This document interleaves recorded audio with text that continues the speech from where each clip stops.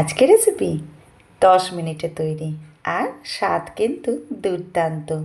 এখানে নিয়ে নিয়েছি 1 বাটি ময়দা, পরিমাণ মতন লবণ, একটা ডিম, হাফ চামচ সাদা তেল।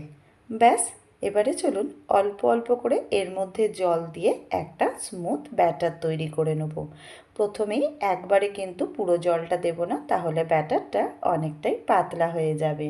অল্প অল্প করে জল দিয়ে আমি স্মুথ ব্যাটারটাকে তৈরি করে নিয়েছি। ব্যাস, এবারে এটাকে সরিয়ে রেখে আর একটা বাটি নিয়ে নিলাম। তার মধ্যে দিয়ে দিলাম 2টো ডিম।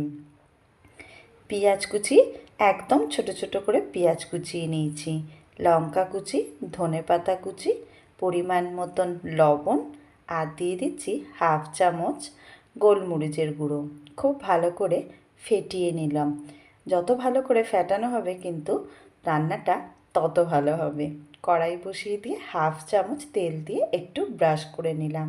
এবারে ব্যাটারটা থেকে অল্প অল্প করে নিয়ে কড়াইয়ের মধ্যে দিয়ে দেবো। এই সময় গ্যাসের ফ্লেমটাকে আমি লোতেই রেখেছি। এই রান্নাটা আপনারা গ্যাসের ফ্লেমটাকে লোতে রেখেই করবেন। খুব ভালো করে স্প্রেড করে দিয়ে গোলাকার দিয়ে দিলাম। এবারে 2 পিঠ উল্টে পাল্টে হালকা লাল করে ভেজে নেব, যেভাবে পরোটা ভাজা হয়।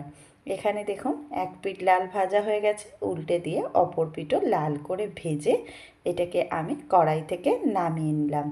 এবারে কড়াইতে আবারও দিয়ে দিলাম 1 চামচ সাদা তেল। ভালো করে গরম করে তার মধ্যে দিয়ে দিলাম গোল গোল করে টুকরো করে নেওয়া টমেটো। এবারে যে ডিমের গোলাটা তৈরি করে রেখেছিলাম সেটাকেও টমেটোর উপর দিয়ে স্প্রেড করে দিচ্ছি।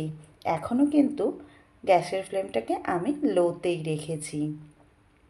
ডিমের এক অংশটাকে ভালো করে হতে দেবো। ওপর দিয়ে পরোটাটাকে দিয়ে একটু চেপে বসিয়ে দিলাম। তারপরে 2 পিঠ খুব ভালো করে লাল করে ভেজে নিয়েছি। দেখুন 2 পিঠ আমার সুন্দর লাল করে ভাজা হয়ে গেছে। এবারে ওপর দিয়ে ছড়িয়ে দিলাম গ্রেট করে রাখা চিজটাকে দিয়ে চলুন এটাকে ফোল্ড করে দিই। দারুণ হলো না আজকে দুর্দান্ত স্বাদের রেসিপি। বাচ্চারা কিন্তু ভীষণ মজা করে খায় এই রেসিপিটা।